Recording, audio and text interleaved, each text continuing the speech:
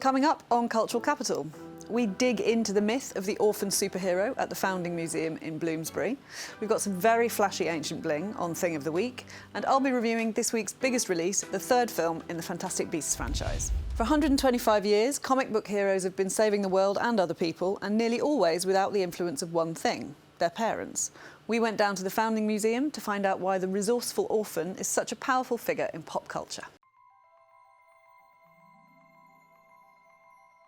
With superheroes, orphans and origins, what we wanted to do was take a moment that seemingly seems restricted to one panel in a comic. So, you know, where the superhero comes from. So we have Superman, who's found on the side of the road by a couple named the Kents. We've got Batman, who sees his parents die before his very eyes. What this exhibition is doing is really taking that off the first page and really looking at it in depth. It ended up just spanning all sorts of different genres. So we've got an exhibition that spans 125 years, goes around the world, looks at traditional superhero comic book heroes, but also goes beyond that into manga and autobiographical comics. So it was wanting to take this relationship between a foundling and a heroic destiny and really understand, you know, what is the relationship between those two things. And we found that it just goes for miles and miles.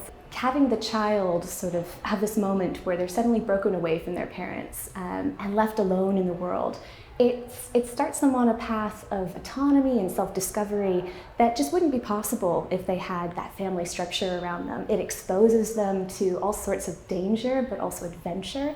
And it also sort of instills in them a sense of justice a lot of times. So many of these characters are torn apart from their families. So it sets them on a course to try and rectify that sort of wrong in their life. We love a bit of glamour on Cultural Capital, so prepare to be dazzled by the bling of yore. It's Thing of the Week. What these are a pair of shoulder clasps, and so they would have sat on the shoulder of a person, would have been sewn to a garment, a heavy garment, to fasten it, and they would have closed with the pin that you can see in the middle there, and that would have held the garment together.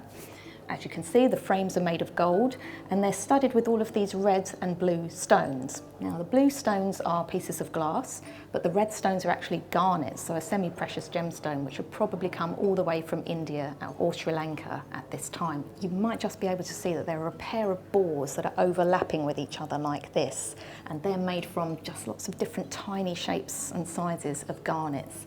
At this period in early medieval England, boars were a very important symbol, and they appear to be a symbol of power. It was thought that the qualities of the boar, those strong, sort of powerful qualities, may have been able to transfer onto the wearer by wearing the images of them themselves. Now, it's the 60-second film review. I don't want to give away the plot of the third Fantastic Beasts film, but I think it is the best in the series so far. In Weimar, Berlin, Gellert Grindelwald is preparing to run for world magical president or something and telling his former lover, Albus Dumbledore, that he's going to start a war with the Muggles. Mads Mikkelsen is a vast improvement on Johnny Depp as Grindelwald, partly because he's an infinitely more subtle actor, and partly because now that he looks like a slick fascist instead of a steampunk Billy Idol, you can actually imagine him and Jude Law's Dumbledore being hot for each other. Let's briefly celebrate the fact that both hero and villain are gay, and that is not the thing that appears to trouble anybody. More to the point is the complicated blood pact they made as intense young men, which means they can't fight each other, leaving the world to be saved by a disparate bunch including a zoologist, a bemused civil servant, a baker, a very broody Frenchman, and a couple of extremely capable women. The obscurial Credence Barebone, by the way, is looking increasingly peaky as we hurtle towards finding out who he actually is. There is a lot of business involving identical suitcases and a sequence with a pack of dancing scorpions that I was not expecting and thoroughly enjoyed. I'm not telling you anything else, and if you haven't seen the first two films, you won't have understood a word I've just said. This film isn't really for you. For more great stuff to see and do in the capital, follow Evening Standard on TikTok and ES Culture on Instagram. See you next time.